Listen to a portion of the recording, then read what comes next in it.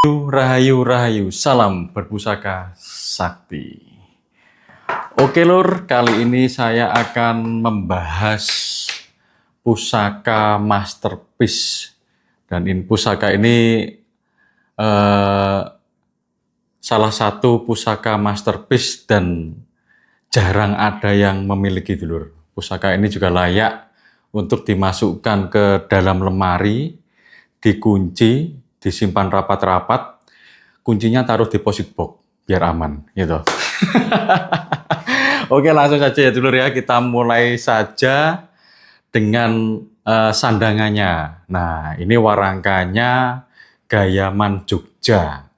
Gayaman Jogja dengan bahan ini tanduk kerbau, kemudian dedernya juga tanduk kerbau, mendaknya ini mendak perak kemalu hijau, terus pendoknya ini juga kemalu merah, cuman seloroknya ini kuningan ya.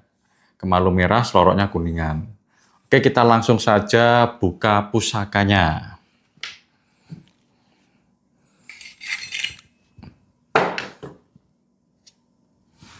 Oke ya, pusaka ini dengan ricikan ada kembang kacang, terus kemudian jalen, lambe gajahnya 1, ada tikel alis, ada pejetan, ada sogokan depan, sogokan belakang, kemudian ada serawean, terus ini ada greneng. Nah, untuk jumlah luknya kita hitung ya. 1, 2, 3, 4, 5, 6, 7, 8, 9, 10, 11, 12, 13. Jadi cara penghitungan luk itu bisa dari yang menonjol ini, bisa juga yang dari yang cekungannya ini dulur. Jadi pusaka ini berluk 13 dan dapurnya sengkelat dulur. Nah, sengkelat itu salah satu dapur yang favorit ya, atau sudah cukup banyak juga beredar di kalangan Tosana Aji. Yang istimewanya lagi untuk tangguhnya dulur. Dan ini juga memiliki ricikan punya keruingan. Nah, keruingannya itu sampai 1/4 bilah ya. Keruingannya ini cukup dalam, terus garapnya juga tegas. Kemudian mirip ada bawang sebungkulnya dulur. Pamornya juga masih utuh. Istimewa, pokoknya nek dilihat, kalau dilihat itu pusakanya ku ganteng, gagah, tantingannya penak, ya toh. Terus bukan pusaka yang kaleng-kaleng, karena jarang ya dapur sengkelat yang memiliki keruingan sampai 1/4 bilah itu sangat jarang dulur. Biasanya parung sari itu ada. Nah, ini dapurnya sengkelat, mempunyai keruingan sampai 1/4 bilah, terus panjangnya ini 38 cm. Nih, kalau jenengan amati dulur, pamornya ini pamor khas keris nom-noman, atau era nom-noman itu era HB, era PB ya. Kalau HB itu sampai HB7, kalau PB itu sampai PB10. Setelahnya itu sudah masuk kamardikan, HB8 itu sudah masuk kamardikan, HB9 dan sampai sekarang ya HB9, HB10 ya. Kemudian PB juga sampai sekarang, PB13 itu sudah masuk kamardikan. Jangan keliru juga dulur, antara nom-noman kamardikan itu berbeda.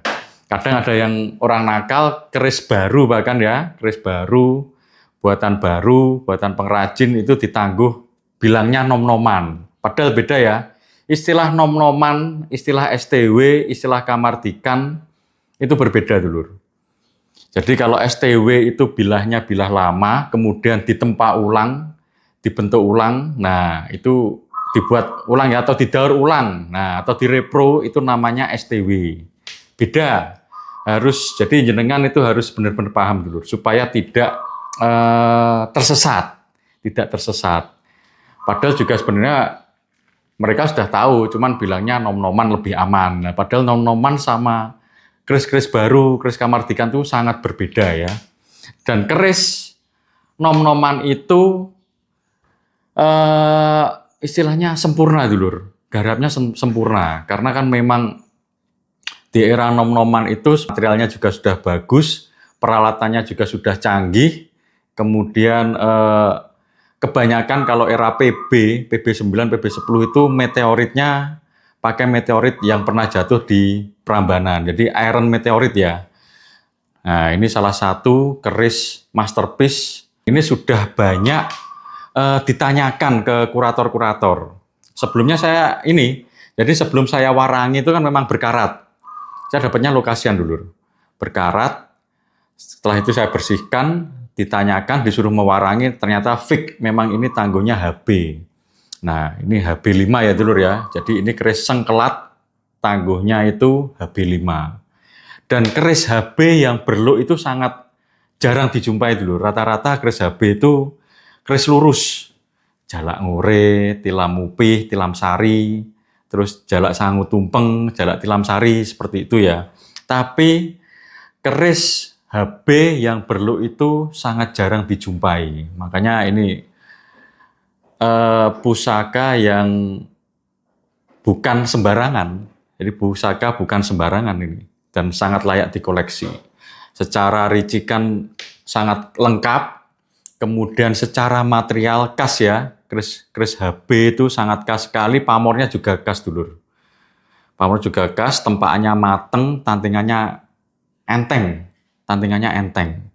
Nah ini keris yang layak dikoleksi dan dimasukkan ke dalam lemari, kuncinya dileboknya yang deposit box dulur. Ya ben aman. Karena bahaya kalau sampai kuncinya itu banyak orang yang tahu. Nah ini dulur, contoh keris tangguh HB. Saya juga punya keris lurus tangguh HB, jenengan amati ya. Nah ini juga tangguhnya HB5. Nah keris ini berdapur tilam sari. Bedanya tilam sari dengan jalak tilam sari itu ditingil dulur. Kalau ada tingilnya itu jalak tilam sari, tapi kalau tanpa tingil itu tilam sari. Nah, tilam sari dengan tilam upih pun berbeda. Kalau tilam sari ricikannya seperti ini dulu. Gandiknya polos, kerisnya keris leres ya, atau keris lurus. Kemudian mempunyai tikel alis. Nah, kemudian punya pejetan juga, ada serawean, ini juga ada ododonya. Ododo ini zaman dulu itu disebut ototnya keris dulu. Jadi kalau keris punya ododo, itu kerisnya gagah merbawani, kayak aku dulu. Nah ini tanpa tingil dulu, maka keris ini berdapur tilam sari. Kalau ini punya tingil, itu masuknya jalak tilam ya, jalak tilam sari ya. Nah jenengan amati dari segi material dan pamor, pusaka ini sangat mirip sekali dulu. Sangat mirip sekali. Ini juga mempunyai ododo ya, sengklatnya ya. Jadi sengklat ini ricikannya sangat komplit. Punya ododo juga. Kalau jenengan amati itu ganteng ya. Kerisnya ganteng, gagah. Wes pokoknya penak dilihat lah. Nah ini pamornya sama ya, pamor akodiat. Jadi pamor akodiat itu banyak kandungan meteoritnya dulu. Banyak kandungan meteoritnya. Loh, modelnya sama. Juga ciri khasnya juga ada tanda X-nya. Ini ada tanda X di sini. Kalau ini ada di sini dulu. Nah, di dalam pamor itu ada tanda X-nya. Nih, panjangnya juga hampir sama, lebih panjang yang sengkelat. Garapannya itu nyenengke dulu. Luwes ya, luwes nyenengke. Terus enak disawang dulu. Nah, keris-keris seperti ini yang layak dikoleksi. Nih, ini ada lagi juga jalak ngore HB. Jenengan amati.